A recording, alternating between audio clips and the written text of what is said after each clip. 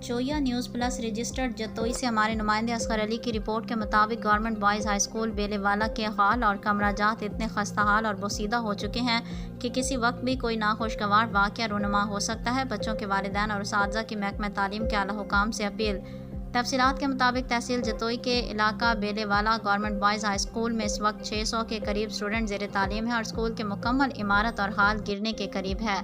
मुतादिद बार छत से मलबा बच्चों पर गिरा, बच्चे और उसातिज़ा ज़ख्मी भी हो चुके हैं। उसातिज़ा और अहले इलाका के लोगों का कहना था कि स्कूल की इमारत को 40 साल हो चुके हैं और कुछ स्कूल के उसातिज़ा ने बताया कि आज तक स्कूल की इमारत के लिए महकमे ने कोई फ़ंड मुहैया ना किए हैं।